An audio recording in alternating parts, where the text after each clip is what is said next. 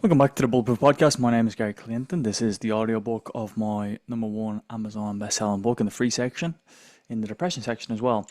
And it's Never Give Up, How to Beat Depression with Confidence, Goals and Thinking. And this is chapter 2 of this book. My tough upbringing. Oh boo-hoo, yin and yang. Some adversity. Growing is essential, but to me, I was only growing older, bolder, fatter and longer.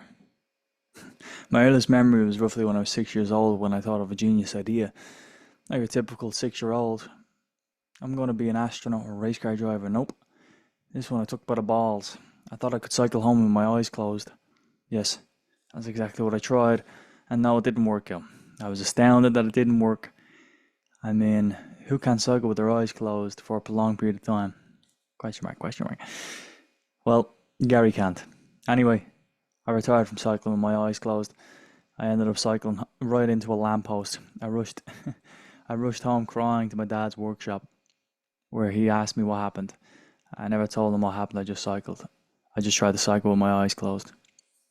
To my surprise, and probably to his, the bike was still there after he went looking for it about 5 houses down the road from where we live, a good 100 feet away.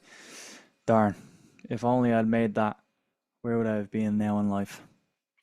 I think it's funny how small decisions like that affect us. I mean, like what happened with my first memory, be if it. I mean, like what would my other first memory be if I hadn't have happened? Playing foosball, swimming. The list is truly endless. What's your first memory? And segue from the book right now. What is your first memory? And it's an interesting little question because any memory we reflect on, it impacts us. So any traumatic event or any time in life that we think of, it affects us right now in this moment. If I think of that first memory, depending on my associations to that memory, I could think I'm retarded, I'm stupid, or I could think that was hilarious, it was a joke, that was a test on intuition. And I also have another first memory that I like to say, and I don't know which one actually came first. I say that the time where I came home with a painting from preschool, and I gave it to my mum, and she was so delighted with it. Of course, it was terrible, relatively speaking. I mean, what is art nowadays? I suppose it could be worth 5 million. But your first memory again, that does have an impact, and then the most recent memory, and then all the memories in between do have an impact on us. If you want to be good at storytelling, make sure you have good memories and they're in a good situation. You don't want to have a good memory that's not in a that has a truly bad ending every single time. Let's get back to the book.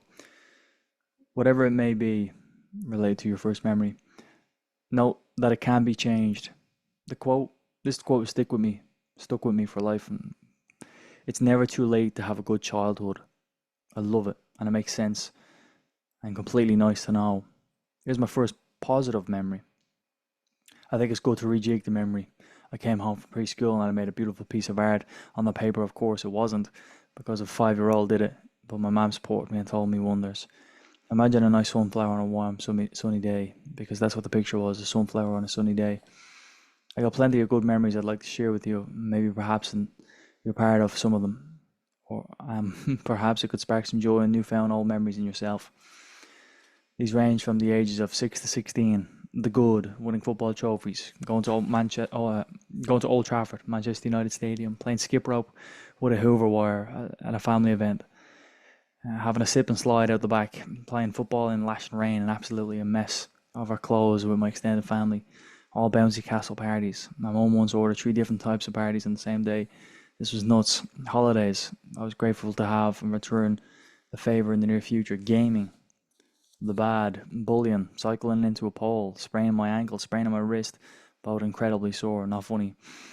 Dislocating my knee on a trampoline, resulting in torn cartilage and torn ligaments. Family fights between my mum and dad, me and my sister, probably passed down. Relationship with counterparts, no success just yet, which that's changed. FYI, I wish for something. Coming into my teen years, I had a deep, rigid ideology, and I fucking prayed I didn't get acne. I was so scared of it. As a guy across the road had acne and a few years older than me, I was begging not for it to affect my beautiful face, beautiful in quotations. I'm not saying he's ugly. I'm simply saying I asked and I received from the gracious power that is omnipresent. Do you believe that all the answers are here now? I do. I segue from the book. This is kind of a recurring thing in my life where I emotionally really either don't want something or want something, and I get that thing. And I think you know in my story, in my journey line, I'm on my way to get my Nissan GTR, and I don't see that not being achieved in any way, shape, or form.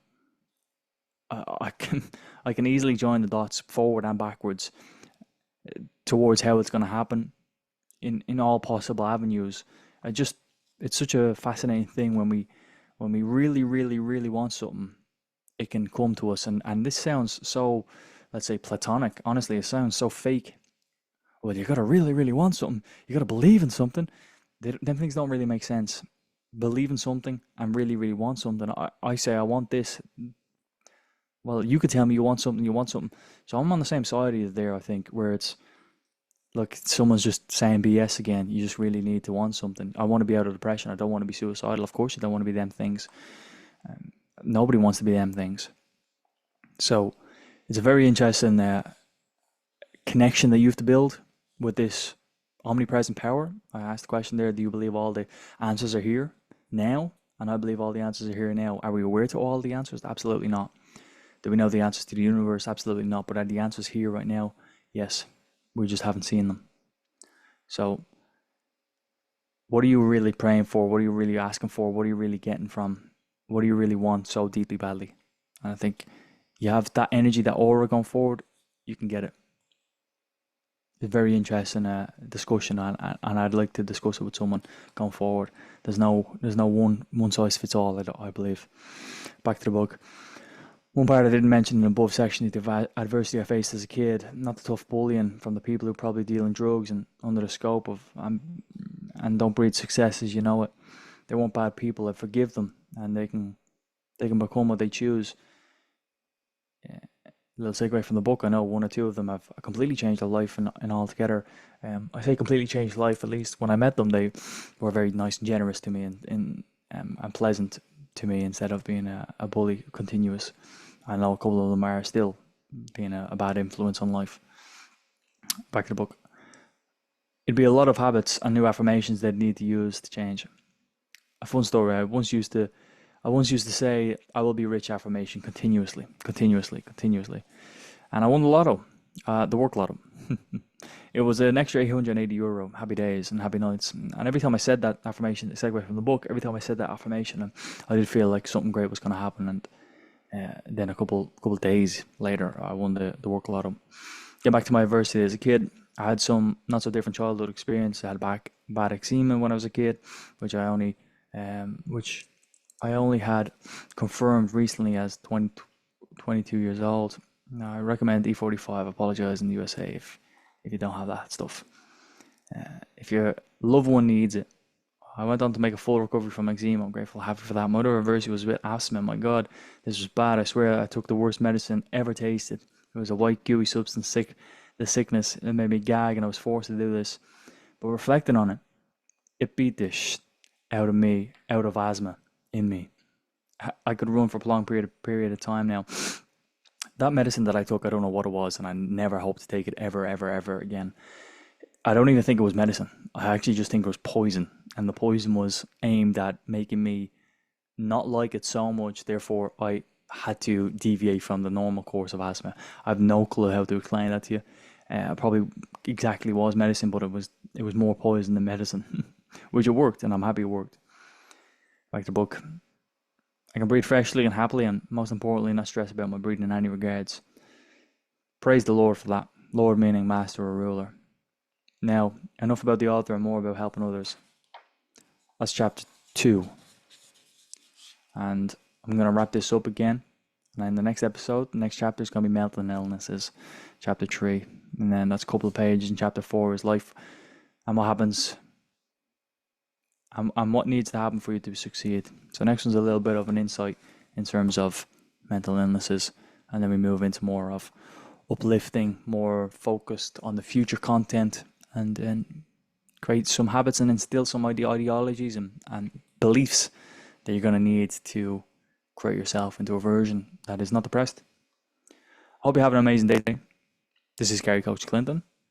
If you want to get this book, join the Bulletproof community in the school community. I hope to see you there. And if you need help, reach out and get some help. All the relevant links are in the description of this episode on YouTube. If you're on YouTube, thank you for watching. If you're on the podcast, thank you for listening. And all the relevant links are in the description. Have an amazing day today. You're amazing. I believe in you. I'll see you in the next episode. Thanks.